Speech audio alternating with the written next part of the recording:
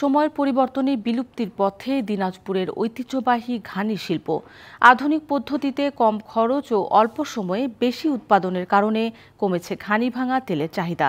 তবে পূর্বপুরুষের পেশা হিসেবে এখনও ধরে রাখার চেষ্টা করছেন কেউ কেউ। একসময় সরিষা ভেঙে তেল তৈরির একমাত্র ভরসা ছিল গরুর ঘানি, কিন্তু এখন পাল্টেছে সেই চিত্র। আধুনিক যন্ত্রপাতির ভিড়ে হারিয়ে যেতে বসেছে সেই পুরনো পদ্ধতি। জেলার কোনো এক এলাকায় এখনও ঘানির দেখা মিললেও কমে এসেছে সংখ্যা। গ্রাম পর্যায়ে কিছু মানুষ ঘানির তেল ব্যবহার করলেও বাজার দখল করে আছে মেশিনের তৈরি সরিষার তেল। সিল্কোর সিল্ক অ্যান্ড শাইন, যাতে আছে আর্গান অয়েল ও ওট প্রোটিনের গুডনেস, যা আপনার চুলকে রাখে হেলদি অ্যান্ড শাইনিং।